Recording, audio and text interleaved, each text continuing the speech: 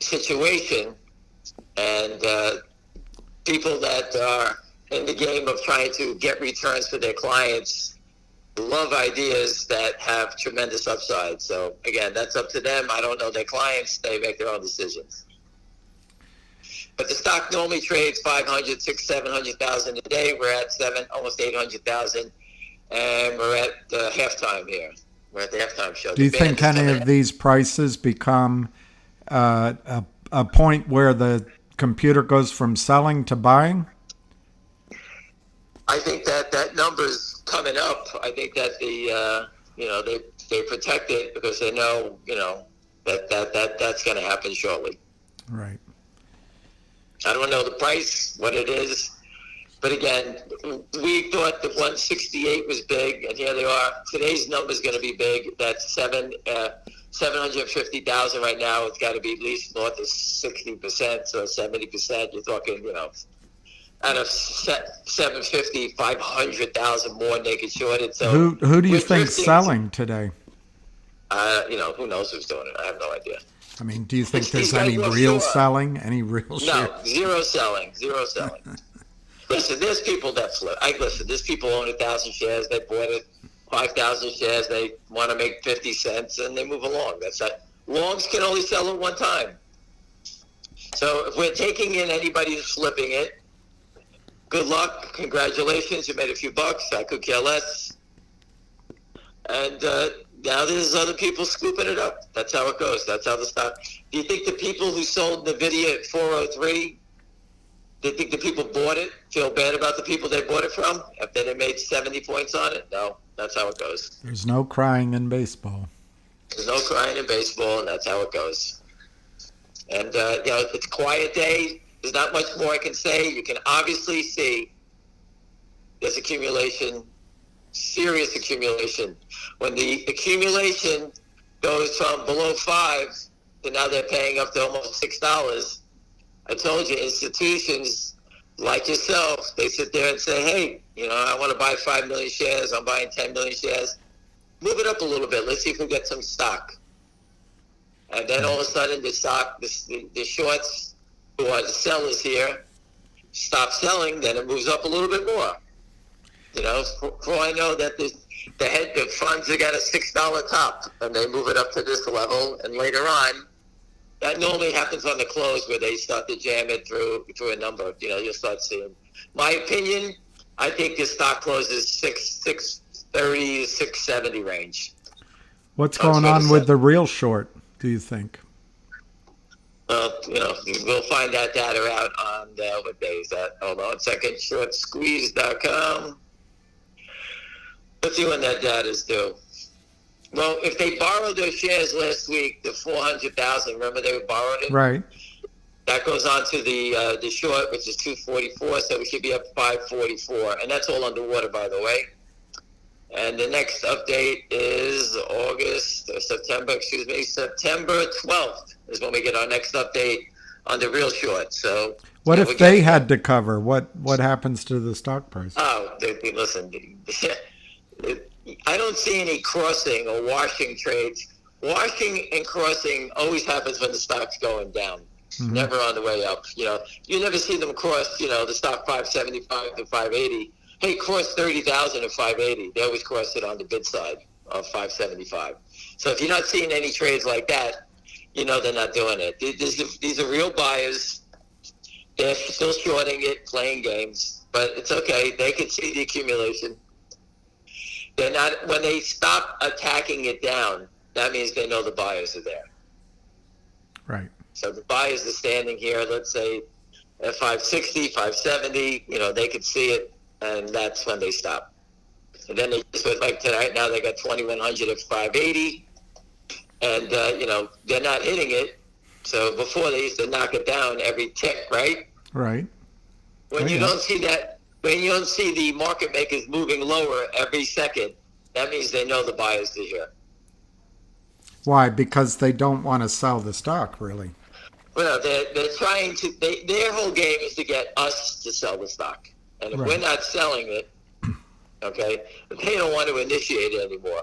The only reason they initiate selling it more is because they know it's going to run away. All right, so you can see it now. The buyers are stepping up, 579 for 5,000. If you look last week, we didn't see those bids. We only saw bids for small amounts. If they just hit that bid, that could be a wash then.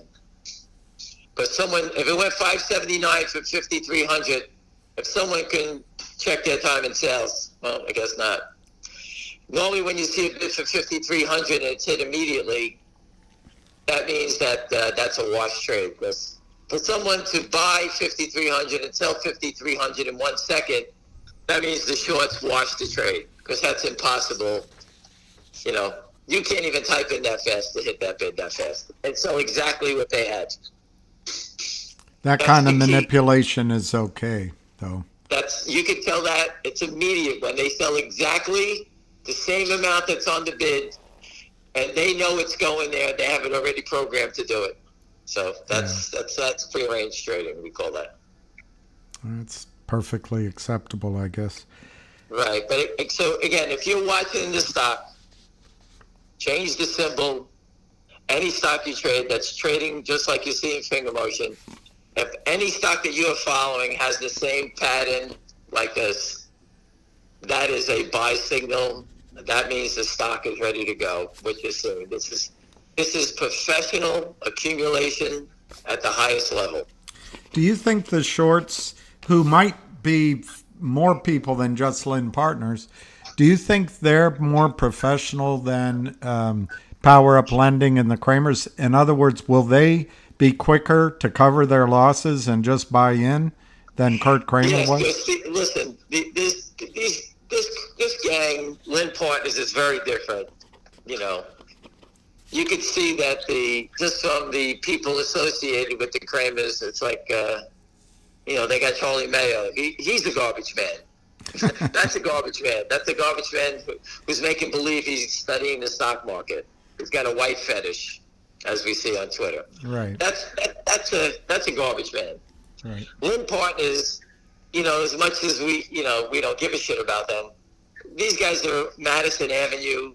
They try to be respectable. They give out big money. The Kramers are giving out $50,000 loans. I mean, $100,000 loans versus billions of dollars. Right.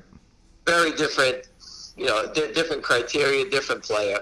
So I anticipate the CFO, the women that work at that company, obviously they're not from the same family. So, these guys, you look for them to sit there and say, hey, we're not going to be part of this anymore, because if it goes down, we're going to get dragged into, federal court. And I don't think they want to be part of that. So I can see them breaking apart faster. That's what I see on that side. That makes sense to me too. The Kramers don't care. They know, everybody knows the criminals. Even FINRA, everybody knows it. We just happen to catch a bigger fish. The Kramers are, a goldfish. We're moved up into a bigger fish here. And these guys are, they probably have better lawyers. The Kramers are paying the best. You can always tell the criminals we got the best law firm, Gibson Dunn. We're hiring the best because Gibson Dunn will keep them out of jail. That's what they think. There's plenty of guys who had the best law firms and they went to jail. So that doesn't work. When they get caught and they get busted, once people start losing billions of dollars, trust me, everybody goes to jail. I heard I was talking with an investor, and they told me they had heard that it's possible some of these people that bought calls for September might exercise those calls to try to cause a gamma squeeze. Is that possible? Is there a gamma squeeze possible? I don't believe anybody. There's no one sophisticated enough to create a gamma squeeze here. Okay. The gamma squeeze can happen just by the volume of calls being purchases, yes. Okay. But people, exercising, getting delivery of the stock, that's a hedge fund game. If I exercise 50 calls, I'm going to get 5,000 shares. How's that going to create a gamma squeeze? Yeah, okay. I guess I should have known the answer before I asked the question. Yeah, that's a more sophisticated. If the guys were doing 50,000 calls, then there's different things. This is a retail-oriented option play. The numbers are growing. People have reached into their pocketbooks and bought some cheap calls. Again, all these options are giving people a chance to get in the game. You don't have to buy 10,000 shares of stock, put up $60,000, to buy the stock. You can do 100 calls, and get out here and, buy it for 50 cents for 5,000 instead of putting up 60. Why did they add the 50-cent calls and probably going to add more? They're just trying to figure out a way to slow down the momentum. Right. They try to create more activity, that they could play against. Right. Well, there's no questions that I see. Well, listen, again, a quick update is a good one. Again, in the last 3 days, I probably sat down with at least 15 people that are, Wall Street people, I have one person I met, my Uber driver in Las Vegas. He's Malaysian. So, he wanted to buy the stock and I told him about it. So he did his own homework. So that's the only retail person that I actually bumped into. Everybody else was a professional. And you can see professionals, this looks like professional buying. So again, I don't go back and check on people. Did you buy it? If you need help, they let me know. If not, do your own thing. I could care less. And I always start out by telling people, give me a name of something like this. And they really don't follow it. People don't understand it. This is catching a short squeeze stock. You got to put time and energy into understanding it. It's like a needle in a haystack. You never know which one is going to go, what makes it go.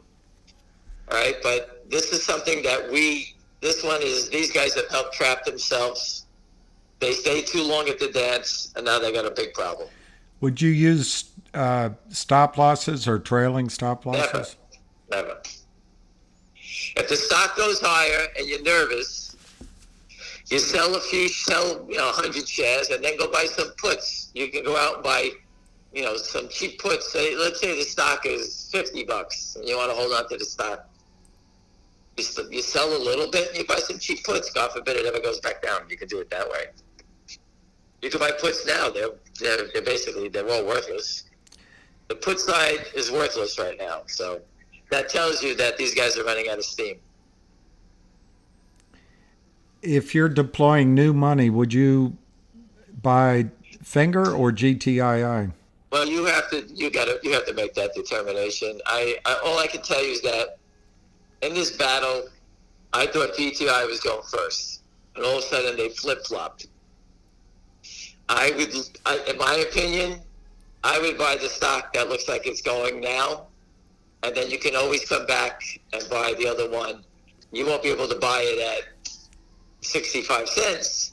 Maybe you pay $1.55 for it, but if I'm buying a stock at $5.80 and I can sell it at $55.80, I wouldn't mind paying $1.50 for the other stock. Right. That's how I. Did you ever know how many? Sorry, I talked over you. Apologize. No problem. Go ahead. I said I was taught, stay with, accumulation is one thing, but if I'm using funds, I need to put the money to work. So I look for the one that's moving, that's in play. Yeah, no dead money. Did you ever know how many shorts were in GME, and did they ever get bought in? Yeah, the shorts got destroyed in GameStop. Of course, they reshorted it as it went up. We all know that. That's the good old boys club did that at the top. But they, look at Melvin Capital, lost $9 billion.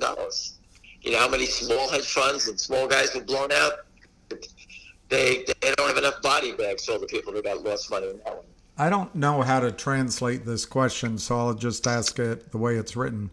How does 170 million trades manage to not show up on the legit reports? Don't big gaps like that stand out somewhere? Real. It's not. It's a loophole. These guys use a loophole, the market make exemption. The back offices do not settle the trades. If they haven't failed to deliver, they just let it live. That's how it goes. And it's illegal. Listen, it's like a virus. If you don't give it an antibiotic, it's just going to keep festering and stay around, right? That's what they are. Yep. Someone needs to settle a trade. I'm sure E-Trade, Ameritrade, all these guys have open trades. And if Ameritrade calls up E-Trade and says, hey, you owe me 20 million shares of finger motion, got to deliver it, E-Trade's going to say back to Ameritrade, hey, you owe me 100 million shares in NVIDIA. And they sit there and say, don't worry about it. I'll let you go. You let me go. That's what they do. I don't think That's a good question. That's a great question for Johnny Tobacco and the stock loan. If you want to ask him, ask questions about that. Yeah. How does the back office keep extending time to the fails to deliver? He'll know that. That's he lends stock out. Ask him those questions. Those are the ones. I think the SEC will wait till the courts instruct them rather than enforce the rules, but we'll find out. I think the DOJ is going to get these guys. I think the DOJ is